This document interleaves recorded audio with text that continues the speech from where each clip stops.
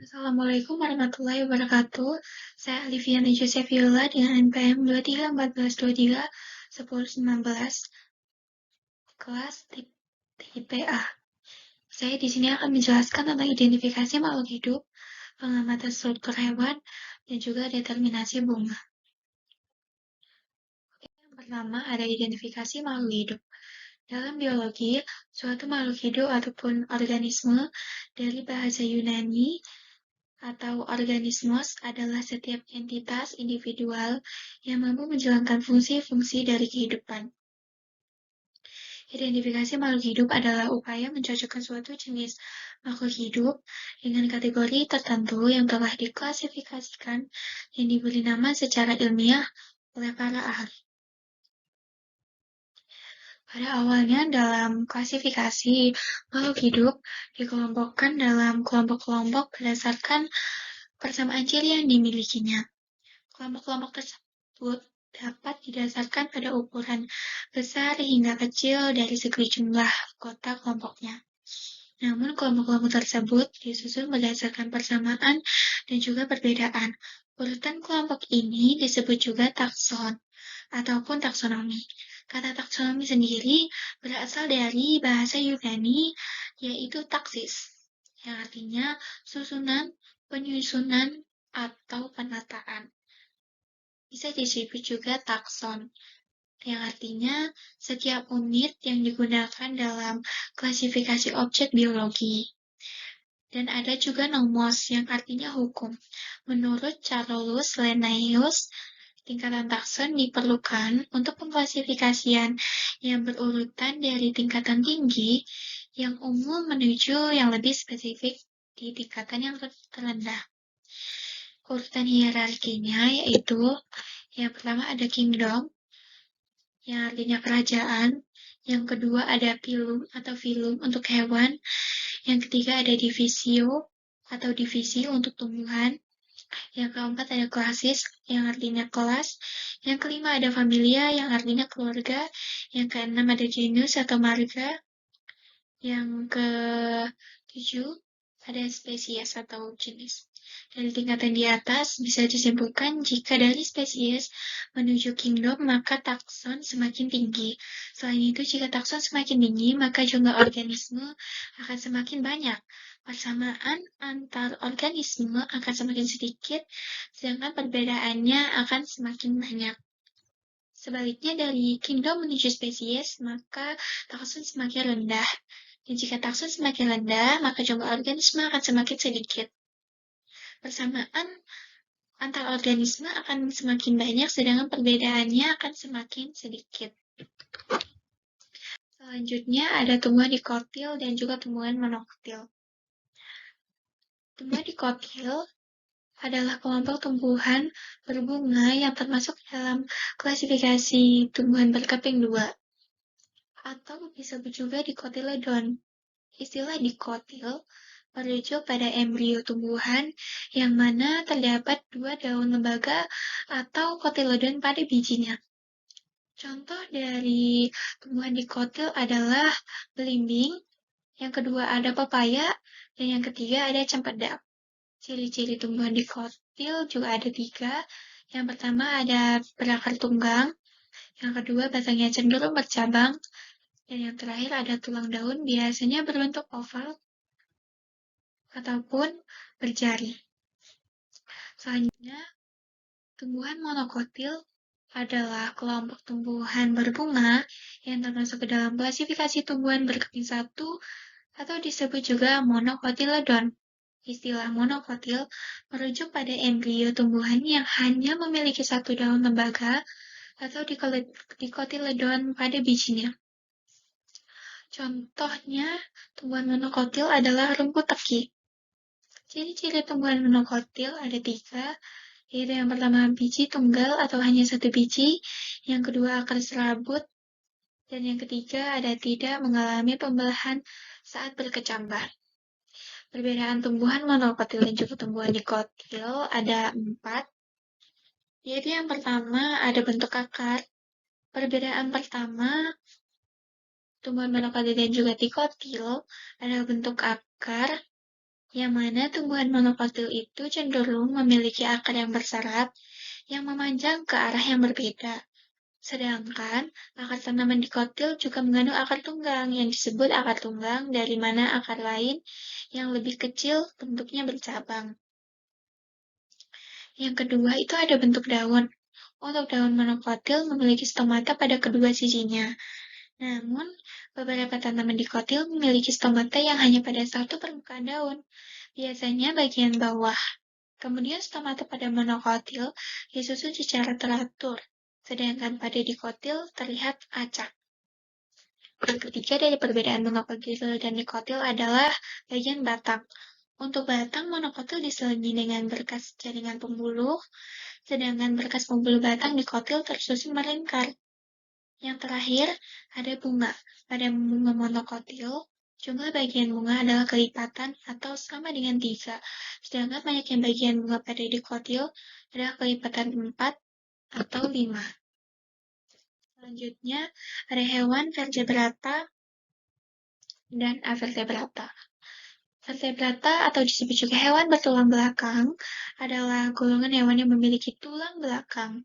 Tulang belakang berasal dari perkembangan sumbu penyokong tubuh, primer ataupun notokorda, atau yang disebut korda dorsalis. Contoh dari hewan vertebrata itu ada 4 di sini, yaitu yang pertama ada kucing, gajah, sapi, dan juga singa. Ciri-ciri dari hewan bertulang belakang atau vertebrata yaitu satu, pada bagian tubuh terdiri dari kepala, badan, dan juga 2 pasang alat gerak. Beberapa spesies memiliki ekor. Yang kedua ada sistem pencernaan dari mulut sampai ke anus, dilengkapi dengan kelenjar pencernaan. Yang ketiga ada sistem peredaran tertutup, dan yang terakhir ada ekskresi berupa ginjal. Selanjutnya ada hewan avertebrata atau disebut juga hewan tidak bertulang belakang atau invertebrata. Adalah hewan yang tidak memiliki tulang punggung antar ruas-ruas tulang belakang.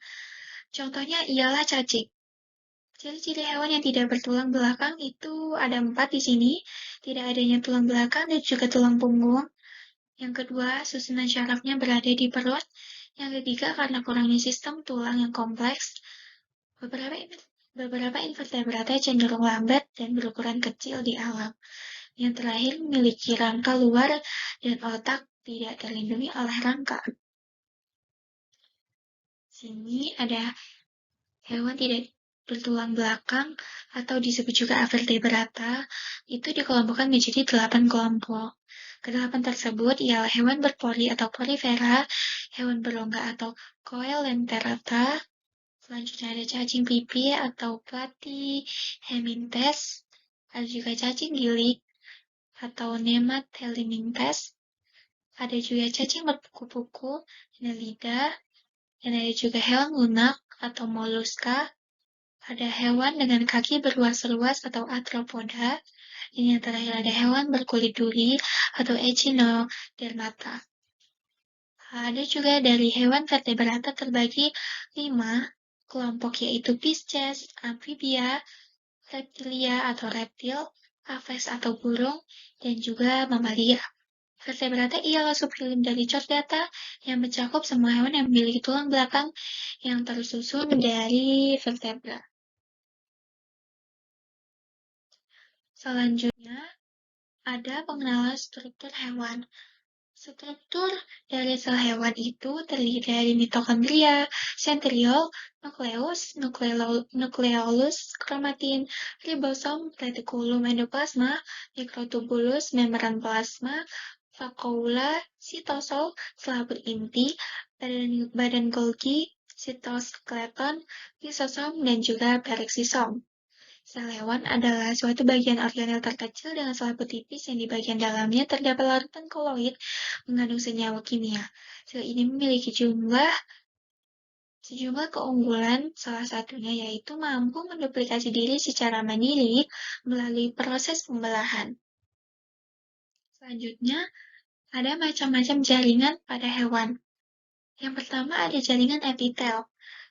Jaringan epitel itu terbuat dari sel-sel yang tersusun rapat yang membentuk permukaan kulit. melapisi berbagai rongga dari saluran tubuh, serta menutupi organ dalam. Fungsi dari jaringan epitel ini adalah yaitu melindungi jaringan di bawahnya dari kerusakan mekanis, sinar ultraviolet, dehidrasi, dan juga invasi bakteri. Selanjutnya ada macam-macam jaringan pada hewan. Yang kedua ada jaringan otot. Jaringan otot itu ada 3 pada vertebrata, yaitu otot jantung yang membentuk organ jantung, ada otot rangka yang terbuat dari sel panjang yang kontraksinya memberikan kekuatan penggerak dan gerakan tubuh sukarela lainnya. Dan yang terakhir ada otot polos, melapisi dan melindungi dinding berstruktur rongga tubuh seperti usus, kandung kemih, rahim, dan juga pembuluh darah. Selanjutnya ada pengenalan struktur hewan, jaringan terikat, macam-macam jaringan pada hewan. Yang ketiga ada jaringan ikat. Jaringan ikat ini mengandung lebih banyak bahan ekstraseluler tidak hidup daripada sel hidup, sehingga relatif sedikit sel yang ditemukan di antara jaringan ikat. Fungsi utama jaringan ikat adalah menghubungkan sel dan jaringan yang berbeda, memberikan pelindungan dan dukungan pada jaringan lunak, mengirimkan kekuatan mekanik, dan juga produksi karbohidrat dan protein. Selanjutnya ada jaringan syaraf. Sel syaraf membentuk otak dan juga sumsum tulang belakang pada sistem saraf pusat, dan juga membentuk saraf sensorik, motorik, dan otonom pada sistem saraf tepi. Jaringan saraf terbentuk dari sel-sel besar yang disebut neuron yang memiliki proses sel, dendrit ataupun akson. Fungsinya adalah membawa sinyal melintasi neuron yang berbeda dari badan sel ke terminal syaraf. Mereka juga mengandung mikrofilamen dan juga mikrotubulus yang mengangkut sinyal dan juga mendukung sel. Yang terakhir ada determinasi bunga. Determinasi tanaman merupakan tahap awal yang dilakukan sebelum menuju tahap lebih lanjut pada proses penelitian. Determinasi tanaman merupakan proses dalam menentukan nama ataupun jenis tumbuhan secara spesifik. Secara umum, kunci determinasi adalah petunjuk yang dapat digunakan untuk menentukan famili, ordo, genus, atau spesies pada hewan dan juga tumbuhan. Kunci determinasi terdiri dari sederetan pernyataan yang tersusun atas dua baris dan berisi deskripsi dari ciri-ciri organisme yang disajikan dengan ciri yang berlawanan. Selanjutnya dari determinasi bunga adalah hal yang harus diperhatikan dalam membuat kunci determinasi adalah kunci harus dikotom atau bertentangan sehingga satu bagian dapat diterima, sedangkan yang lain itu ditolak. Hal lainnya adalah ciri-ciri dari makhluk hidup tersebut. Kunci determinasi dibuat secara bertahap mulai dari bangsa, suku, marga, ataupun jenis dan seterusnya. Ciri-ciri makhluk hidup disusun sedemikian rupa sehingga selangkah demi selangkah pemakai kunci memilih satu di antara dua atau lebih sifat yang bertentangan. Demikian sampai akhirnya didapat suatu jawaban tentang identitas hewan ataupun tumbuhan yang sedang dianalisis. Terima kasih. Sekian penjelasan dari saya mengenai identifikasi makhluk hidup, pengamatan struktur hewan, dan juga determinasi. Wassalamualaikum warahmatullahi wabarakatuh.